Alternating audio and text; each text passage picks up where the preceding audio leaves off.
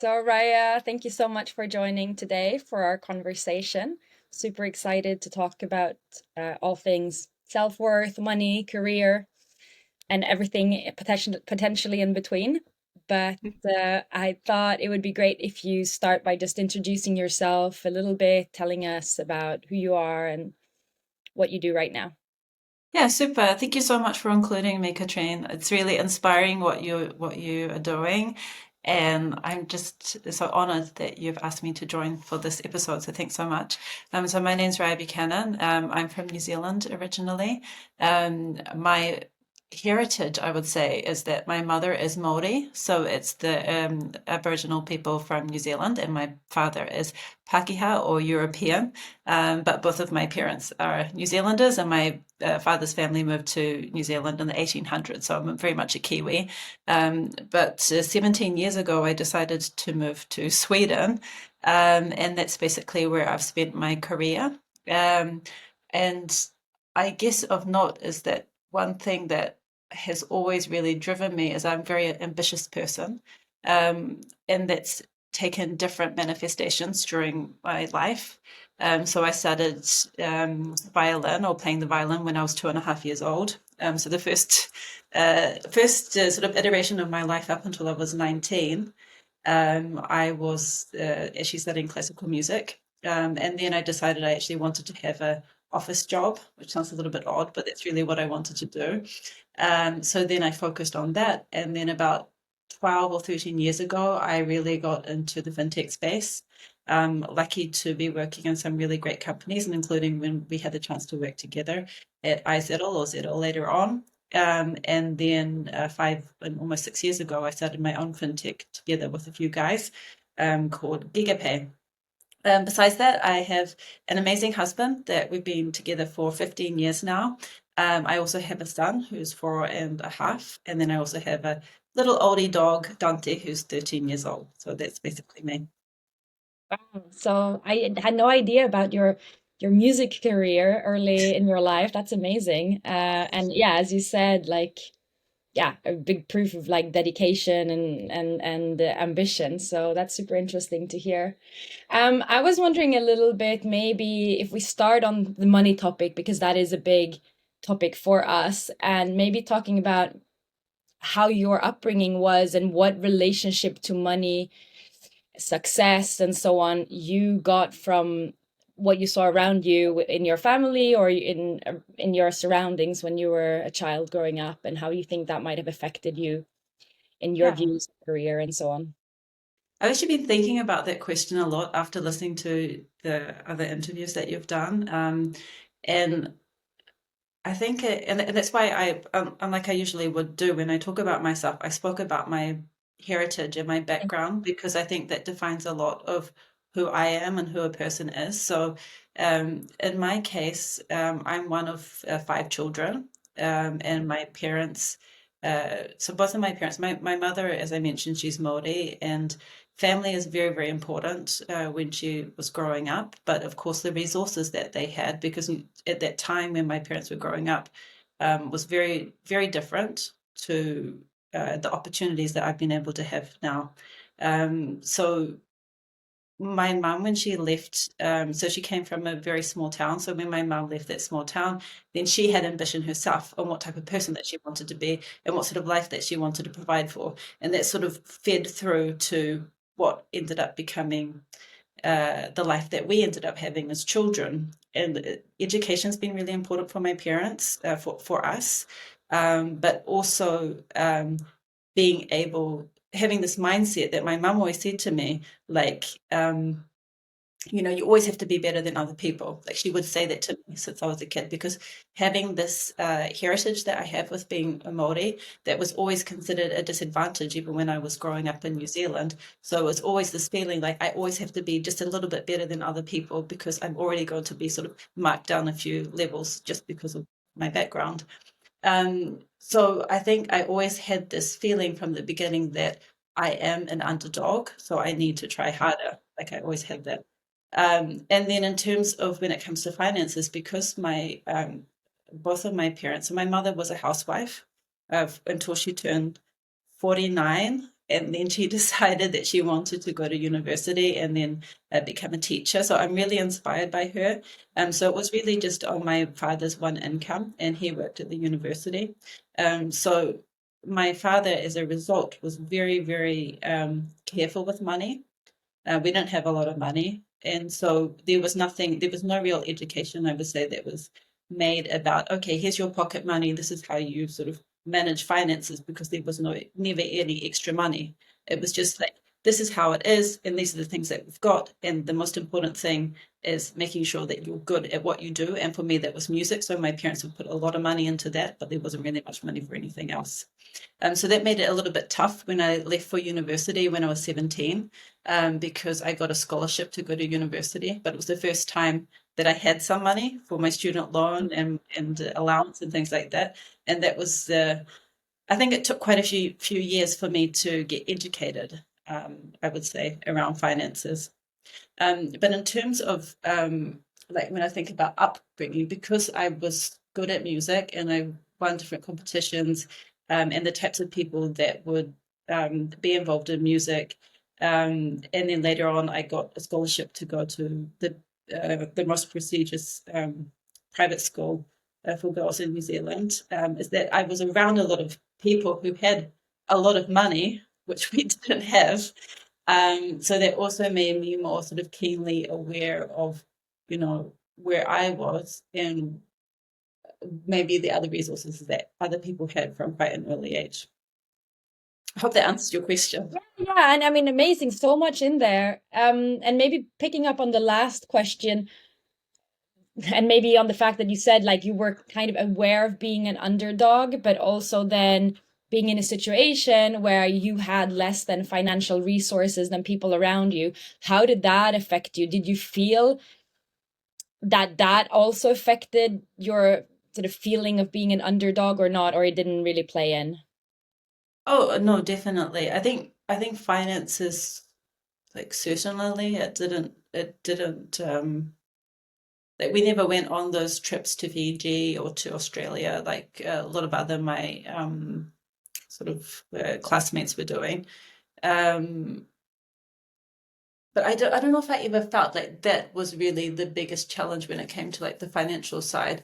It was just more like for me, I knew that when I grew up, I wanted to get myself out of that situation. And I'm not saying that I had a bad situation because my parents really tried their best to provide the most, but I just knew I wanted to have even more so that I could feel like that for me, I have come to some sort of level of success. And that's really what I've been, I guess, been one of my drivers.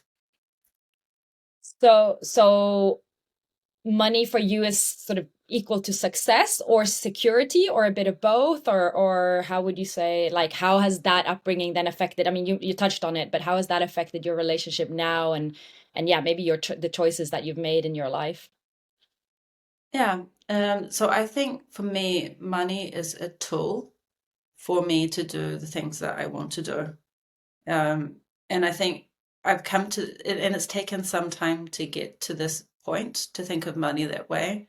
But it's something that allows me to live the life that I want, but I don't really focus on it as an end all point. Because I think if I did, then I would have made different choices than what I Yeah. have right now. Yeah, interesting. And you also said you kind of it took some time after you went to university and had your own money to educate yourself about money. How did you do that? Because I find that is something, as you said, I mean, most families don't really talk about money. We don't learn it in school, and then either you have it or you don't, and you don't really know how to handle it. And I think that's still a big topic even today for a lot of people, that they don't really have know how to deal with the money that they have or the money that they would like to have. So how did you go about that? Yeah, that's a great question, and I think especially when, and not when it just comes to money, but when it comes to anything, when you sort of have this ambition that I want to be at this. So let's say I want to have a bank account with, I don't know, $100,000 in it. Yeah. Sometimes you can have the idea of what you want, but then the road to get there is not very clear on how Yeah. you're actually going to achieve that. So I think I was stuck for quite some time in this idea of what I wanted, but not like the steps that I needed to take to get there. And I would say that what I did in the beginning was that for me it just felt really unreachable that I would be able to get to a certain point. And then there's certain things like I remember when I moved to Sweden, and then I had one of my colleagues who had there's a website called Avanza, which I don't know what the equivalent is in other countries, but it allows you to hold your different stocks and you can do investments and things like that. And it was and he had access to it, and he's always logging into his account, he was putting some money away, and a lot of the guys were doing that, but none of the other sort of the girl, and this is when I'm like in my early 20s, and a lot of the other girls, they didn't even know about that. And I was really curious, but somehow I felt like I wasn't really like, and this is really stupid thing for me to say now, I feel very like, I feel like it's stupid, but I was like, okay, I'm not good enough to have an Avanza account. Like that's what I thought. But then I was just like, I spent like a year thinking about it, and then I was like, no, I'm going to go on and I'm going to find out how to get the Avanza account. So I got the Avanza account, and then I got like a magazine like about private economy and what funds to be investing in. I put aside just a little bit amount of money, for example, in Netflix and Facebook and like, 2012 and 13. And I just kept on like doing that over a certain time period, and things started to, yeah, things started to actually look quite good. But if I hadn't sort of overcome that personal barrier of thinking that, okay, I can't have an Avanza account because that's what guys are having and I can't have that, then maybe I would have not, been in the situation that I can be in now. Yeah. So yeah. Yeah. And it's still, yeah, so common that unfortunately women more than men. Of course, there are a lot of other factors that play in, but one of the generalizations is that women still feel that for some reason they don't know or they don't deserve or they can't, and it's very hard to overcome that barrier. So it's a great example, and I love that you share it and just said that, yeah, you just did it. Because in the end, that's like a big step that you have to take, but something that a lot of women do still struggle with. Yeah. Yeah, exactly. And I think it's important that when we as women we find those challenges within ourselves to talk about it with other women, because I remember clearly I was talking to my other girlfriends and being like, yeah, I got an Avanza, and they're like, oh, they also had the same fear as me. And I was like, no, let's get an account. So we did it together, and then we start talking about this stuff. And of course we don't have the same level of sophistication maybe that some of the guys were having, but between ourselves then we were, able to make this leap together. Yeah, and as you said, just talking about it, for some reason, talking about money is still such a taboo topic between friends, within relationships, with kids, with, I mean, with everyone. But it's something that's so important to talk about. And I mean, that's kind of one of the reasons and motivating factors for me and Enrique to have this podcast and to do what we're doing, is just to start showing that it's important for us as women, because not doing it can have real effects on our economy, and much bigger effects, negative effects, than most people realize, because we look at, generalizations about pay gaps and what gender pay gaps and so on, but it's difficult to sometimes see how that affects each one of us personally. And I've seen over my own life and career how much my low self-worth and my own like low belief in myself has hindered me in things like opening accounts or investing. And I still see today that I, you know things I should do that I don't know do enough, because I somehow still don't trust myself in it. And Yeah. yeah, crazy. So tell me a little bit maybe about your career then. I mean, yeah, you did a big switch. You came to Sweden. How did you even like pick Sweden and get into finance and fintech, and how has that affected you, your well, income and everything in between, your self-worth as well, and where you are today? Yeah, yeah, that's great. So yeah, I moved to Sweden. I met a Swedish guy when I moved to Australia after I finished university. So it kind of just happened, and I loved Sweden when I came here. And even though that relationship didn't work out, I was just like, this, especially Stockholm is so great, and the areas which I'm really interested in is technology. Um, the sort of the playing field for that is so different from what we had available in New Zealand or Australia at that time. So it made me really excited, and I think that excitement allowed me to sort of, you have these sort of like catalysts. So that was a catalyst for me. I started my own blog at that time. I started working in, I even had a Twitter account, for example, back in 2006, 7. And actually, that's how I ended up meeting my husband later on Ah, in 2009. And I was just doing things like I would do fundraisers for charity water. I would do like just different things like using technology um, to really amplify and make changes, or to really technology for good. That was like a really big topic in 2008 to probably 12, 15, where I was very active in that. And because I was really had this passion and excitement, that allowed me to also start getting different types of jobs too. And one job that I had was at a creative agency, and one of our clients was Ericsson, and we had pitched for this mobile money or mobile wallet sort of product that they had, and we were running all the communications for it.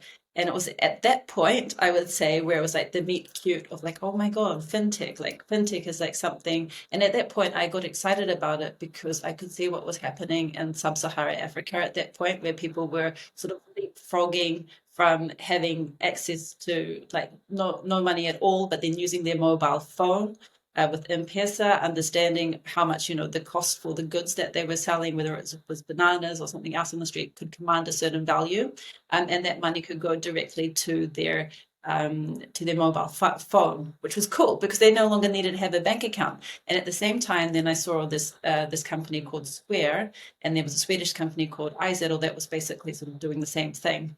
And that got me excited because I was like, okay, I want to do more of that. And so in 13, I think it was 13 or 12, then I got in contact with iZettle when I was still sort of early, where I know you were there even earlier. And then I started working with it, and my passion for that area really grew.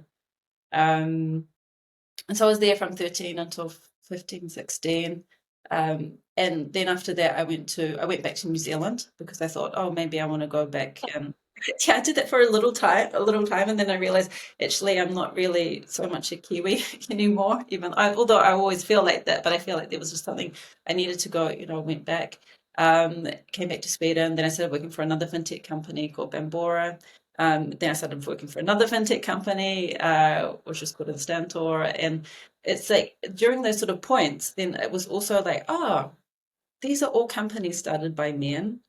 They have done like really well. They've been really good at like raising money, and I can do the same thing.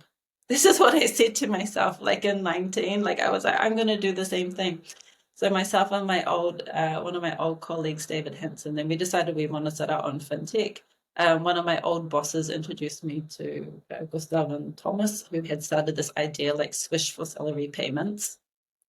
And that was in the middle of June 19. And then we just started working together. And then we've been working on the company Gigapay. And our vision has really stayed the same during this whole time, even though we've pivoted a few times and we're addressing a different market right now. So we had this vision that anyone should be able to work for anyone, anywhere, without sort of the worries or hassles on how they're going to get paid. And we went from being maybe more of a B2C focus to focusing on B2B, and now we're focusing more on enterprises.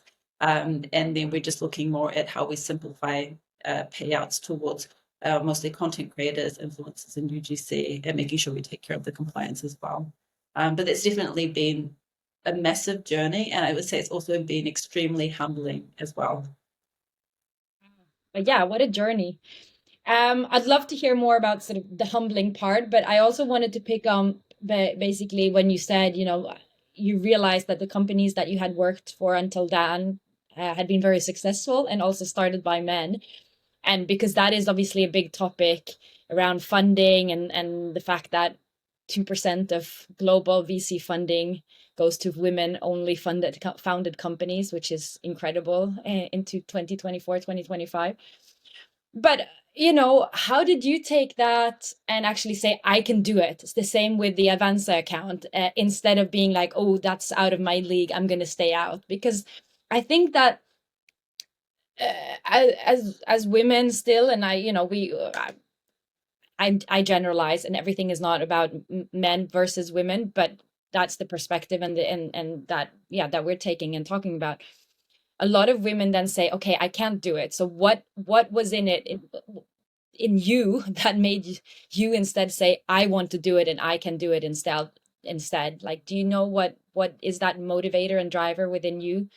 Yeah, that's a great question. I think um, there's a few things. So one is the naivety of it. So I didn't, I honestly did not understand the profound challenge that comes along with starting a fintech company. And I think that has really been, I think if I didn't actually sit down and really be like, okay, these are the steps that are going to be made, then maybe I would have been more afraid and made a different decision.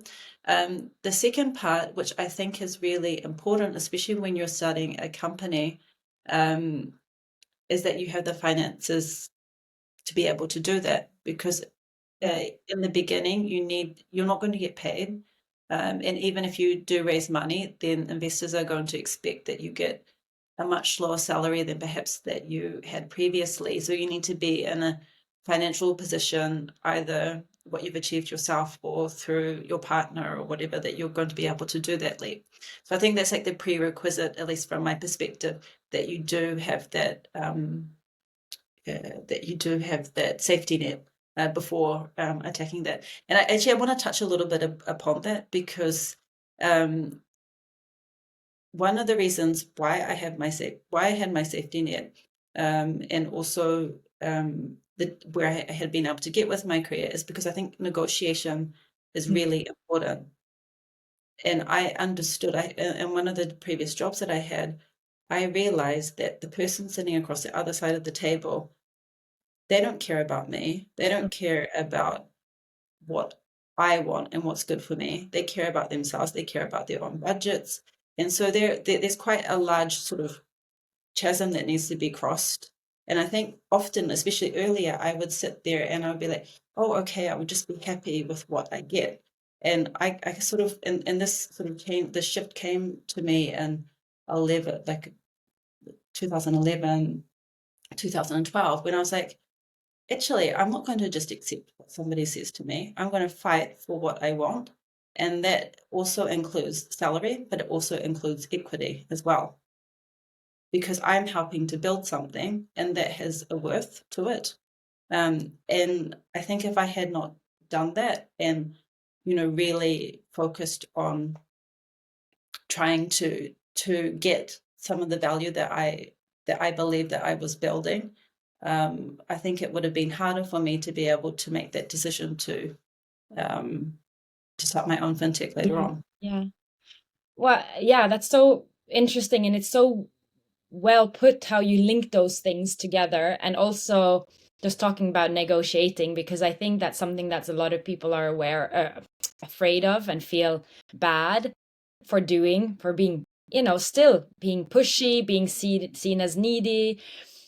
Women tend to think that I will be given what I'm worth, whereas men tend to much more push for what they believe they are worth.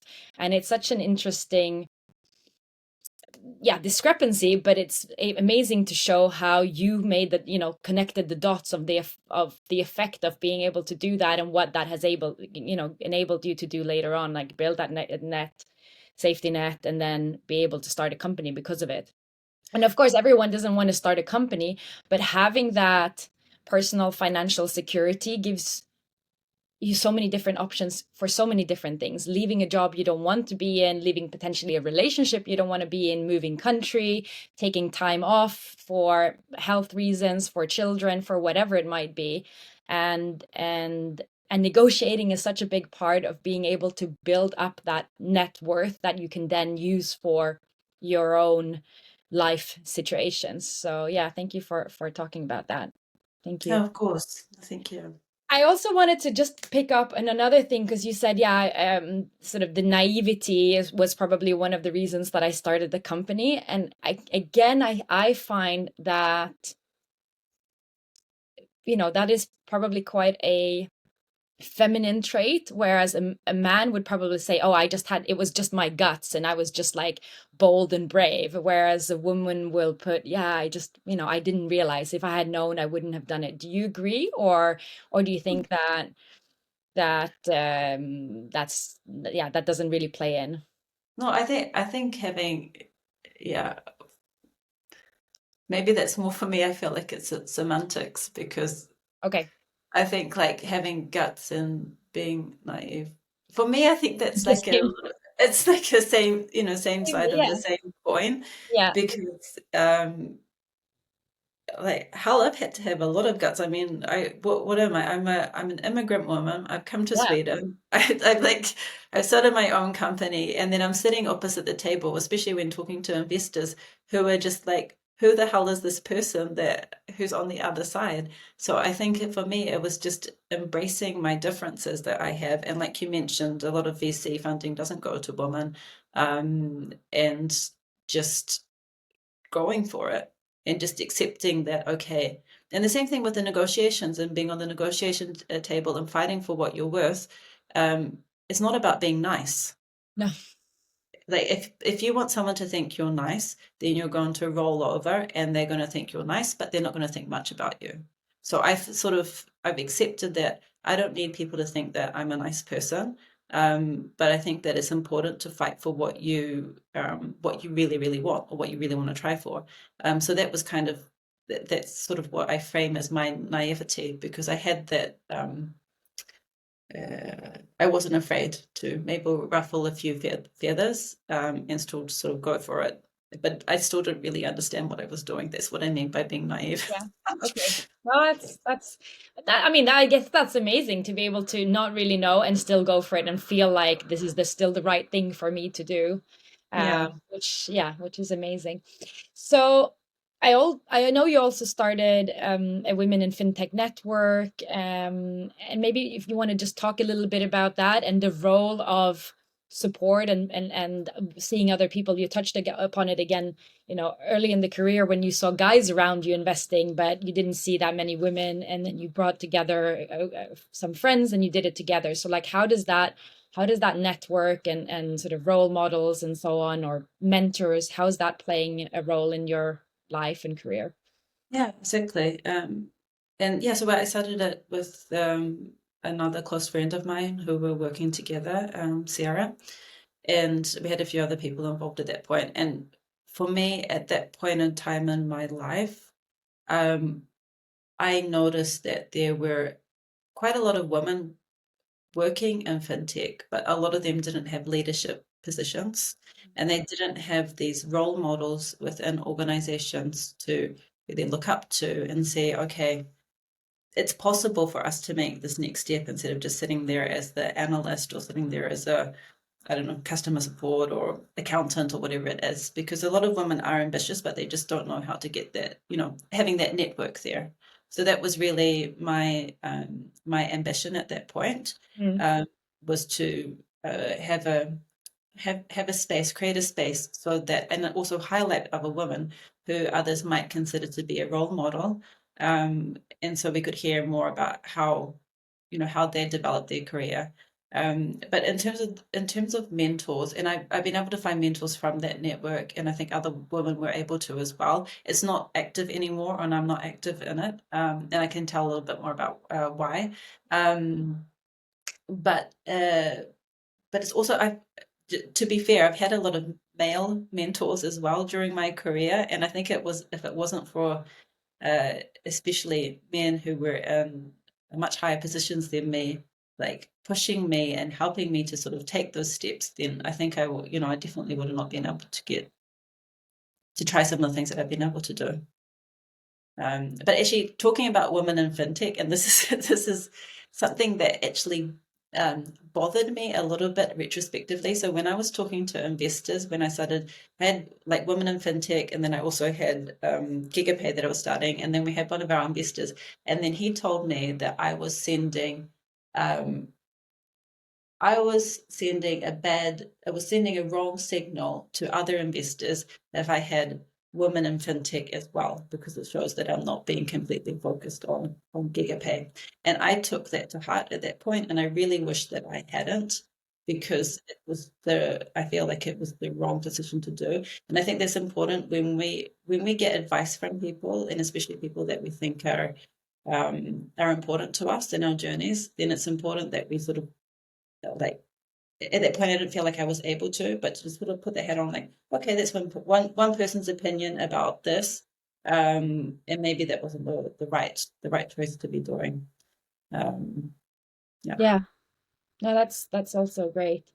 Maybe because I had one of the questions I wanted to ask was a little bit about what other advice or what advice would you give to women in particular, but just, other people in earlier in their careers about career choices and how that affects maybe, yeah, as you talked about your personal finances, or just how to navigate life and careers. What things have you learned that I know that's super big. But picking one or two of those things, like what you just shared, like, are there a few things that, this has really helped me along, and these are, I'm happy about these choices, or I would have made them differently. Um, yeah. Let me think about that. Yeah, of course. There's one saying that I really like, is that, you're either earning or you're learning. And Hmm. sometimes you can't get both in the Yeah. same job. And if you're lucky, you can, but often you can't. And I think earlier in your career, um, you should just try and be a sponge and take as much as possible. Like, don't focus. So, I mean, of course, you need to get paid.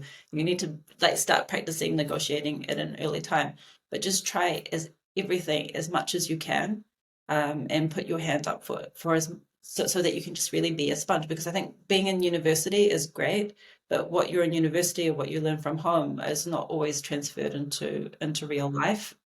And I think the easiest or the quickest way to do that is just like take a few different types of jobs in the beginning, start things on the side as well, which like I did that, and before that was like my blog, or I would do like fundraising things for different charities that I liked, but just really get involved and network a lot. Um, that's probably the most important thing early on. And I think often when it comes to salaries, you're not going to really get a large salary increase if you stay in the same company that you're in for an extended time period. So you should also use that to your advantage. So I think it's good to job hop more often when you're younger, so you can get to a higher salary. But you can also, if you really like that job, then you can take that job offer back to the company that you're at and try and use that as a negotiation point, as well. But really just look for as many opportunities as possible, because that's really what is going to put you at a much higher point later on in your career, or when you're mid-career, compared to someone who has a very good salary, but maybe not much experience besides what they like, a very specific job area. And if you think about that in the context where, for example, in Sweden, we've been going through a recession and a lot of people have been laid off. If you don't have transferable skills, and if you don't have a way, like something extra, Yeah. then you lose your big salary, but you don't really have much. It's harder to find something else, I would say. Yeah, that's great. Great advice. So maybe coming back a little bit to where you are now, and like, yeah, how is that, like, we talked about how you got into the point where you are now. So maybe, yeah, just talking a little bit more about where you are now, what you are Yeah. doing. So something really life-changing happened in my family in 22, and that's my husband is Ukrainian, and he moved to Sweden in the middle 2000s. Um, and he comes from the eastern Ukraine, and he comes from a place called Mariupol, and it's he has his mom and his grandma, and that was basically his family. And him and I have been very much like, building our life here in Sweden and focusing on that. But when the war happened, and when we tried to get his mom and his grandma out, it was so incredibly hard because Mariupol was under siege. there was no way of communicating with them. And that just, I think that changed my life and my way I think about things completely. And when we managed to get mum and grandma out, because we did, and that was like a really big thing for us, because I think like before that point, I thought, okay, there'd been certain struggles I had been through, but nothing at all compared in my life to that. And then when mum and grandma came out, and then mum was telling about, she's walking down the street to Mariupol, and then a bomb lands 100 meters in front of her, and it doesn't go off. And from that, when I heard the story, and then I was just like, there's two ways that we can take those things that happen, and it's like, one is, okay, I become more afraid for everything that's happening in the world, or two, I realized that life is very, very short, and you do not know if you're going to get run over by a bus, or you're going to, bomb. In this case, the bomb's going to fall from the sky. You do not know when your last moment is going to be. And I think I've used that to maybe take more risks or focus on different types of things than what I had before that point. Um, yeah. So Wow. I think that has really shaped a lot of my life right now, and I would say my identity too, because it shifted a lot in the last couple of years. And then the other part is that I took some time off from my company because before I was a CEO, and I was doing that for 4.5 years. And there was like another like self-reflection point that I had, because I was having some challenges at the end of 23, personal like physical health challenges, and that sort of manifested into other parts of my life as well. And I got to a point where I was just like, okay, where am I? Like, who is Raiha? Because I was like giving 100% to being CEO, 100% to trying to be a good mother, 100% to try and be a good friend, to be a good partner. But I had just like lost myself completely, which also meant that I was actually not doing a great job at all of those different points either. So I made the decision, and it was really great together with my co-founders, that I needed to take a step back. I needed to focus on my health. And I did that for 6 months. And I think that really, if you're able to do that, that's been like one of the biggest blessings in my life, that I've been able to do that. And then I've also been able to come back more within the capacity of what I actually want to be doing, which has also been really amazing. But I think I really spent that time understanding myself better, and understanding that I was not putting boundaries on basically anything in my life. Um, And I think that's really hard when you're like an ambitious person. Like for me, my ambition has been like fueling so much that I never really had an off switch for anything. So I'm just going to keep on going. I'm going to keep on doing this. I'm going to keep on doing that. And I realized when I don't have the off switch, then it just it sort of burns me, and maybe the people around me as well, makes it very hard for them. So I think that was a maybe an expensive lesson in my health, but I think a really good one for me to have more respect for myself, I would say. Wow, thank you so much for sharing both of those stories. I mean, those are very personal stories, so thank Of you for course. sharing. And so given that all of that is like you've come through a lot of that now, how is that affecting, like what are you doing in your kind of day to day to live those lessons that you've learned, and how is your life in your day to day different from what it was maybe then, before 2022 when you were all on all the time on all areas? Um, so I would say the biggest change that I have made now has been I'm being more conscious of how I'm spending my time. Before I would just be, I'd be working around the clock, maybe not always being effective, but I'd be working a lot. And that, of course, when you've got young children, that also comes at a cost to them. So now I have very like clear boundaries with my co-founders and my colleagues, like what they can expect from me during that time. So I've been very, very clear, and like setting my boundaries and making others aware of that. So I would say that's the biggest change. And then the other part, which is really good, that comes along with those boundaries, is that I work really hard to switch off when I leave the office, so that I can focus on being a good mother and also on being a better partner as well, I would say, and spending time with friends. So that's really, and then also, as I mentioned to you before, Catrine, I have like another hobby project that I have a love for right now. So I've also been spending some time thinking about that. But my main focus, of course, is Gigapay, but it's just like exploring other parts of my who I am. So maybe just looking forward from here, obviously you're kind of mid-career. What are you looking forward to? What excites you? I mean, you talked about your hobby and spending more time with friends and family and so on, but what other things are you excited about? The things I'm excited about, yeah, I still really love. I Even though I'm not a technical person per se, I still really love the technical challenges of things, or trying to problem solve. Like that's a lot of fun. If you can just focus on a problem and try and find a way around that, that still really excites me. I do think that the shift that we're having now with generative AI is also, I think it's profoundly changing the way that we are working and the way that people will work in the future. I think there's a lot of opportunities, but challenges that come along with that as well. And then the other, and I've also become more interested in politics as well. So I've become more aware of the challenges that we have now here in Europe and also here in Sweden, and also the changes in administration now in the US too. So just seeing how that will play out and affect society is something that I spend quite some time thinking about in my personal time.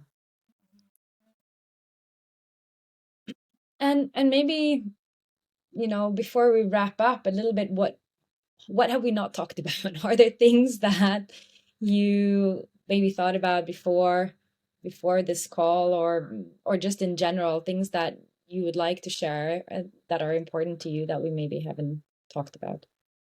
Yeah, I think because because the podcast and your initiative is focused so much on women, and I know myself, just going back to that incident, that situation that happened with my mother-in-law, and then the bomb.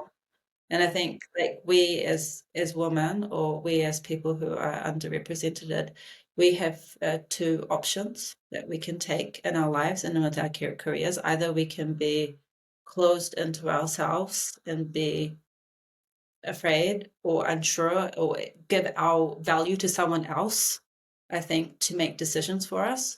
Or we can take that ourselves and really take ownership of the people or the person that we really want to be. Um, because I think that the truth is that no one in your life, whether you're a man or a woman or whoever you are, no one's going to fight for what you want more than yourself. So I think like just being bold is really important, and then failing. Like, don't be afraid to fail. Like, it's there's so much learning and so much amazing things that can happen as well with failing, too, that can help you to get to the next point. Oh yeah, that's yeah. Uh, it's, I mean, yeah, I agree, and yeah, I mean, I see how much many times I have not done that for myself, and I see it around around me as well, and it's exciting, and it's also so frustrating because it's like, well, just do it, but I think, yeah, it's everyone has to go through that journey somehow, and I think that's a little bit the ambition that I have, is for somehow sharing, those experiences like that you're sharing, so that more, and yes, we are focusing on women at the moment, but people in general just have those aha moments that they can also come over that hurdle, and be bold, as you said, and try and fail, and sign up for the investment accounts and negotiate their salaries or whatever, because yeah, as you said, no one will do it for you, and you're leaving so much on the table if you don't try, and I just want people to do it. So Yeah. yes. Exactly. I agree with what you said, Catrine. And I think it's like using what you perceive as everyone has something in themselves that they feel like is a disadvantage. Yeah. Um, so Mm. using like leaning more into that and using that as your like your secret weapon or Yeah. whatever it is, like changing the mindset around that, I think has been at least been more has been very liberating for me. Maybe Mm. frustrating for others, but definitely liberating for me to embrace. And how have you done that? What have you how have you been able to sort of reframe a limiting belief into something that you see as your secret weapon? Like, do you have an example of how you were actually able to do that? Yeah, and I actually, it's maybe coming a bit like 360 now, but just going back to what my mum would always say to me when I was a kid, like she made me aware that I was different from most of the other Mm. people that Yeah. were around me. And she made me aware that I needed to be better than others because people were already going to be thinking I wasn't good enough. So Hmm. that's probably like a really, it Hmm. was really like a detrimental thing to probably say to a kid, but I've taken it as I've always sort of had that in me, like, okay, maybe someone's not going to think I'm good enough, or maybe I'm not. I'm not going to approach this in the same way that someone else will do. But let me try anyway and see what happens. So I think I got that from my parents from a really young age. So I don't really know if there was like an aha moment because I had kind of been given that for my whole life. And maybe also because, I mean, because you were kind of given, in a sense, the permission that you are different, then it allowed you to do things differently. You didn't have to measure yourself against the same yardstick. And but that maybe also gave you the opportunity to, yeah, to try to do things differently because you were Yeah, seen as different. But that's like, yeah, using the positive out of that. Yeah, yeah, that's exactly. I great. like Mm. that. Very nice. Mm. Amazing. Thank you so much. I really enjoyed our conversation. Yeah, I mean, as I said, if there's anything else you want to add, maybe, um, yeah, I mean, I'll share the link obviously to Gigapay for anyone who wants to know more about your company as well. Yeah. Actually, I do have one thing to add, Mhm. Katrine, just talking about companies and Yeah. for anyone and going back to what you said around only 2% of women get VC funding, Yeah. is that if I was ever to build another company again, I would bootstrap. I would not take in another investor. I will not, if you don't need to, like for people who are listening who are underrepresented, like don't try and take the same road that everybody else has been doing because there's other ways on how to do it. So I think that's probably a big uh yeah, learning if someone's thinking about Okay. building. Yeah. Yeah. Absolutely. Okay. Um, so basically think about other ways and not follow the mainstream.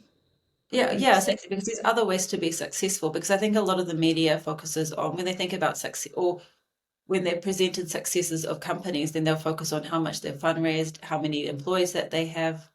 But actually, what is success in a business is how much profit that you have, how much revenue do you have. You don't need to achieve those things by having a lot of people or by hiring a lot of people either, especially now that you see this changes happening with AI. You don't need to build those companies anymore.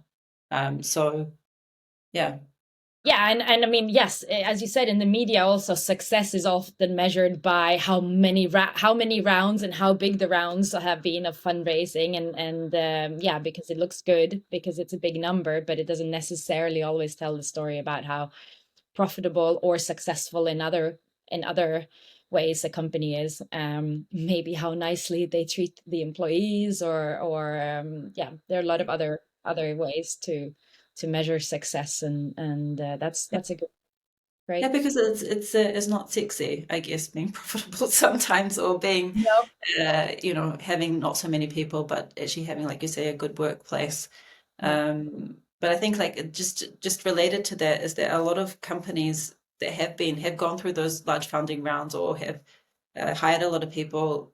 It's just good to be aware that a lot of those companies don't exist anymore, or they had to get rid of a whole bunch of people. So yeah, I think looking at those things differently. Great. Yeah. Okay. Perfect. Thank you so much.